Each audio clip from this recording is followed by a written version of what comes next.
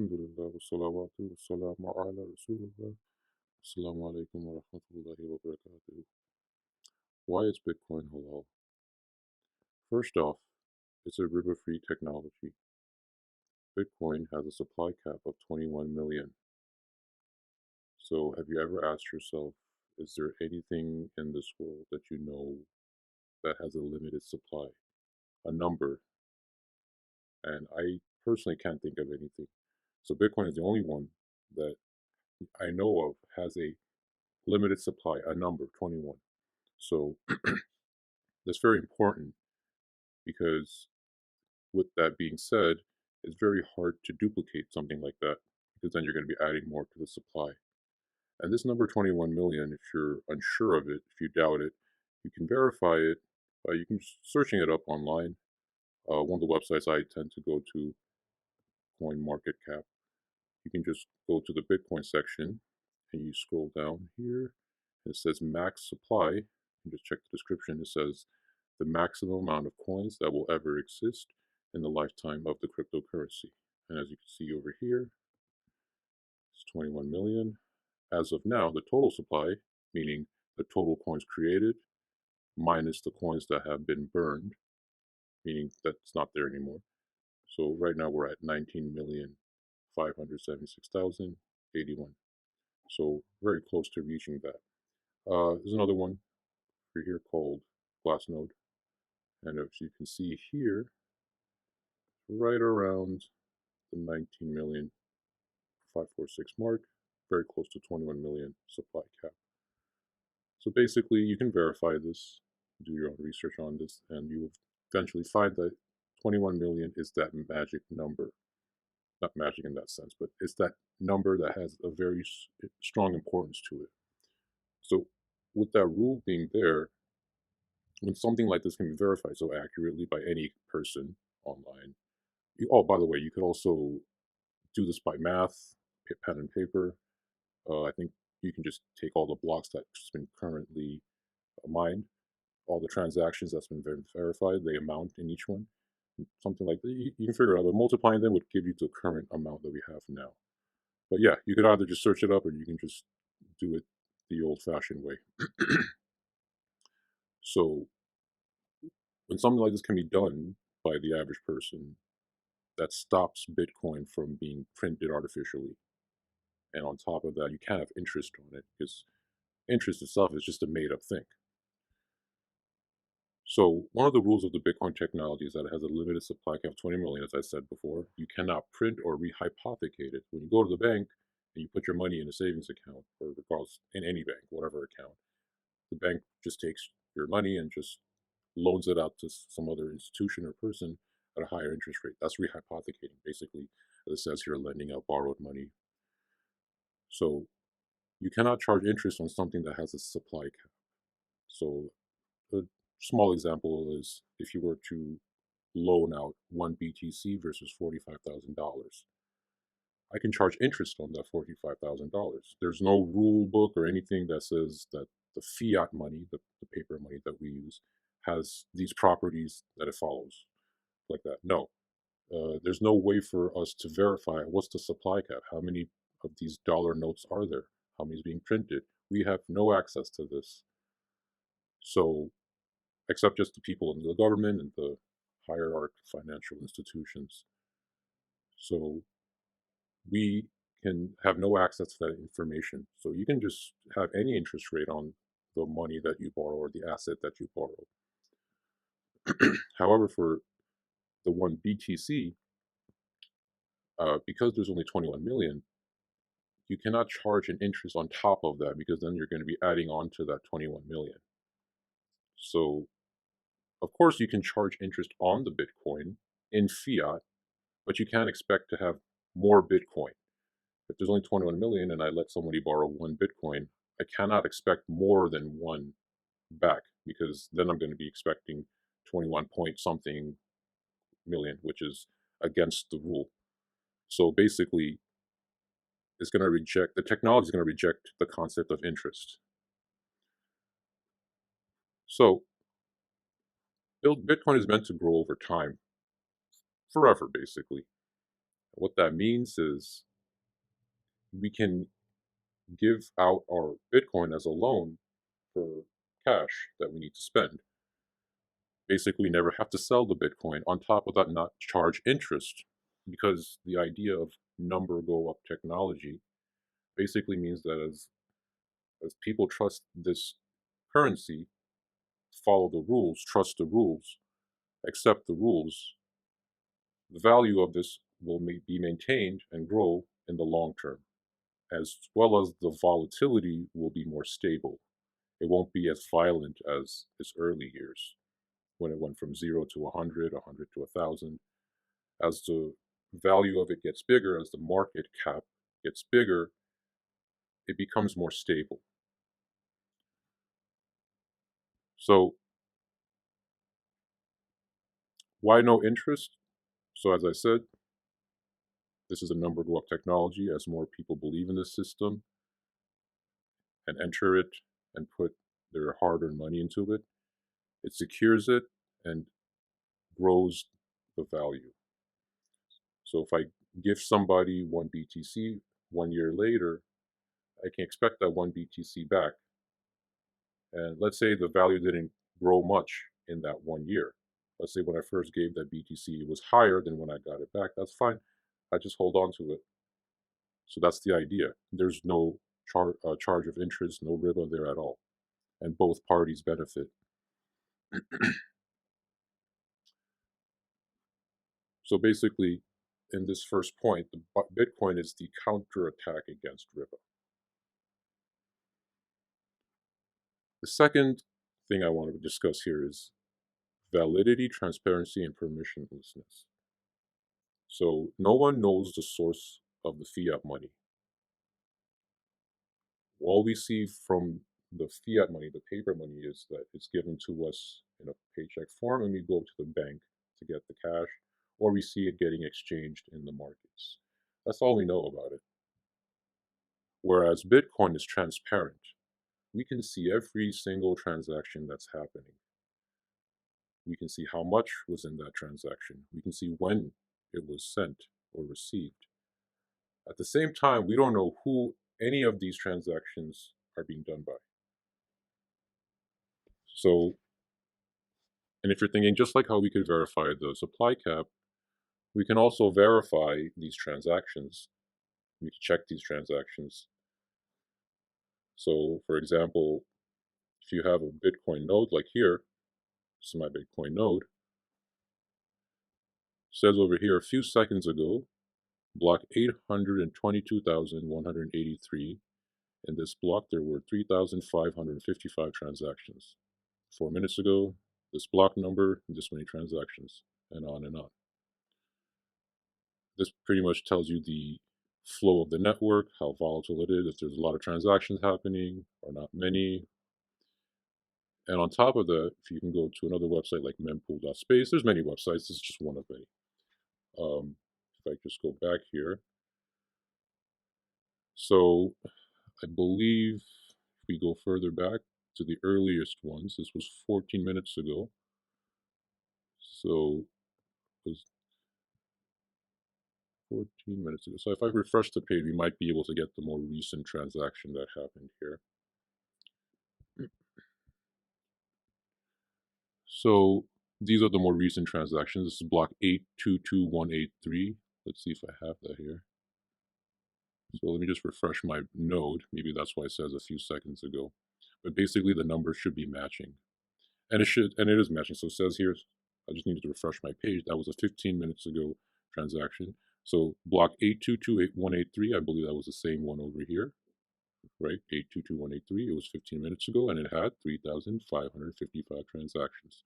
So this is my personal node. This is not like some website. This is a node that you set up on your own. This is your own thing. So it has its own independent data. And so as you can see, the information matches with this website, mempool.space. The information matches. And this is just one of many websites. But regardless of what website I use, the data should be matching. And that's how I verify these transactions. And if you want to be more specific, you can click on this block 822183, tells you the hash, how big it is. And these are all the blocks. The bigger the block, the more expensive the transaction was, vice versa. And these are all the transactions that occurred. So let's say, for example, this one was one of the transactions. This was 96.5 BTC. This whole block, that is, not one transaction, sorry. But yeah, these were all the transactions. But there's a lot of data here that you can verify for yourself. So going back to what I was saying, that you could verify all of this. This is all transparent if you just get to know this a little bit more. At the same time, you do not see anyone's name or photo ID or anything like that, profile picture, nothing. There was nothing like that. It was simply just letters and numbers. And if you just understand how they work and what they represent, then you can know the transactions, how much they are. It's not that difficult. Um, so the next thing, so we were just discussing how we can be valid with the transaction, how we can validate and be transparent with it. So the next thing is that you don't need anyone's permission to send Bitcoin. All you need is just their receiving address. You just paste it on your wallet that you download from the App Store, your Bitcoin wallet, and then you just send it with the amount that you wish. Unlike if you're doing a wire transfer, if you're doing Western Union, or just sending anything from the bank, you need their permission through Cash App, whatever. You need permission to send your own money. And this is not something that a money's property should have, at least Islamically speaking. It's your own money that you worked for the sake of Allah, and you should spend it in a halal way. You don't need to ask another person, another institution, to send your money to whomever. And the final thing I want to touch on, and I feel that this is one of the more important points, is proof of work. So we understand that our money is earned through our effort. And what I want to hint on is this hadith here. This was narrated. It says, the Messenger of Allah, peace be upon him, says, the best, most pure food that a man eats is that which he has earned himself, and his child's wealth is part of his earning. So this basically just sums up the idea of proof of work, that you need to show proof of the work in order to get what you need. And I feel like the idea of proof of work in Bitcoin resonates the same message. Now you might be thinking, well, how does this work in Bitcoin? What does this proof of work even mean in Bitcoin? So if you want to earn your Bitcoin, if you want to mine this Bitcoin, that's what basically the term is. You want to mine this Bitcoin. First, you must get a powerful computer. It's called an A6. You can just Google it. Just a Bitcoin mining machine. You plug it into your wall, and it uses the electricity, and it uses a decent amount, depending on how powerful your machine is. It might be using a lot more. But this electricity helps to validate the incoming transactions.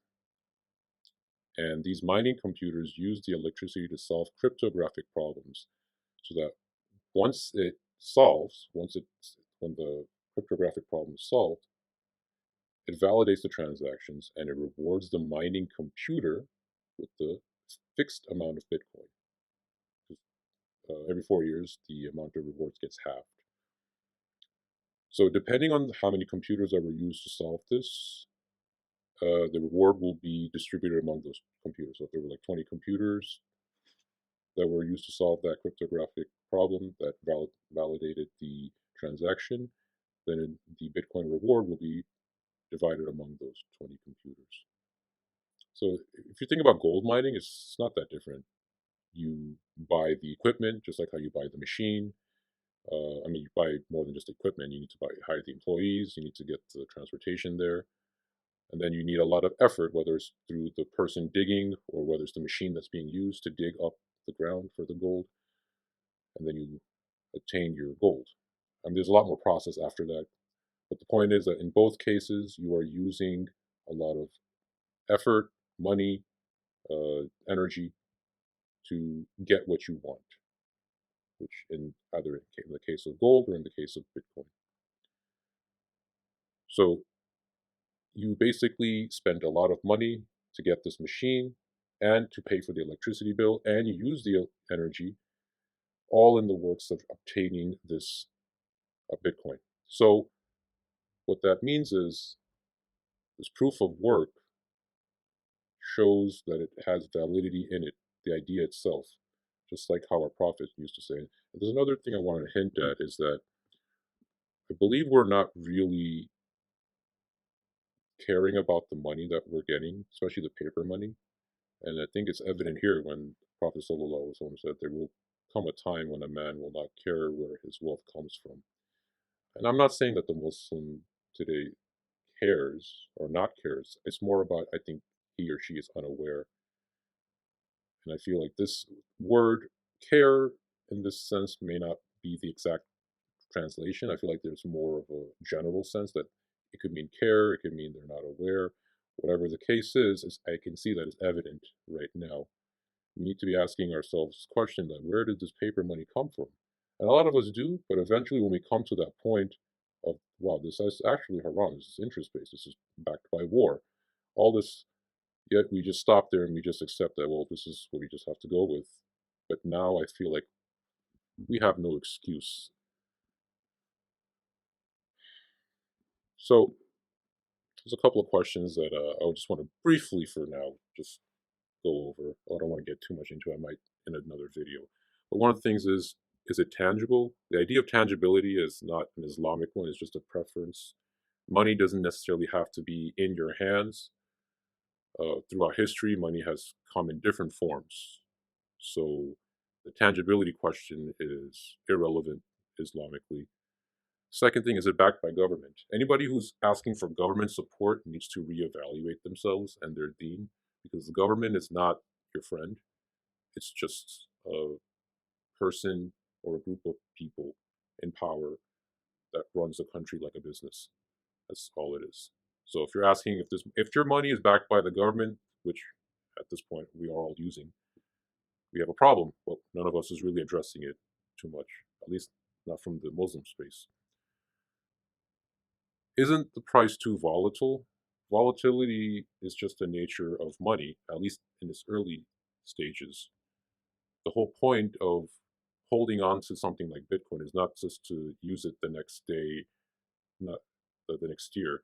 You might be thinking, well, if I want to buy something and the price is so volatile, how can I even do that? Well, that's like I said, that's the early stages. Anything that came into a standard of money took its time to build up a large market cap where eventually the price stabilizes and it can be used as a source of money. But even if not that, it can at least be used as a store of value in the long term. Who made Bitcoin does not matter. No, people don't know who made the meat wheel. If I ask you right now who's the CEO of Home Depot, you're probably not going to know it. Of course, you can Google it. My point is, does it matter? Can anyone help you if you lost your Bitcoin? Bitcoin is a self-responsible technology. No one's going to hold your hand like the bank does, so that anytime you lose or forgot your password or any of this, you can just call them up and they'll just tell you at the cost of them controlling your money. No. Isn't Bitcoin just to make a quick profit? You can if you want to, but the whole purpose of Bitcoin, the whole point of Bitcoin is so that you can just put your hard-earned currency into this technology so that you can focus more on your deen. And if you're not someone who's into Islam yet, inshallah you will be, focus more on your passion, your hobbies, to be more productive. What happens after 21 million? Basically, the miners are just going to get transaction fees. That's just a quick answer to it. Does the world end? No. It actually stabilizes much more. But yeah, that's the answer. The miners just don't get the rewards of getting Bitcoin anymore. They just get the transaction fees. If the system is anonymous, isn't it open to scams, money laundering? Yes and no. It's for everybody.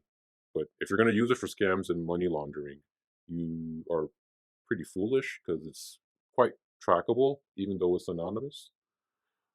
Won't they hack Bitcoin or put a virus? It's been 12 years, and Bitcoin has seen many attacks and hacks, and so far it's just gotten stronger since then. Why Muslims? What shouldn't? Well, I should say, shouldn't Muslims go back to the gold system? No. All I can say is what happened in 1971. But even earlier, before that, what happened in the 1930s with FDR? But what happened before that, when gold in places like Rome, in the Roman Empire, was manipulated. It was chipped. It was taken pieces out of and replaced with some other pieces like silver or bronze. But yeah, gold has seen as many holes of fallacies. But yes, that's where I would like to conclude with this and let you absorb this information. If you have any questions, you can let me know in the email that I'll put in the description. Assalamu alaikum wa rahmatullahi wa barakatuh.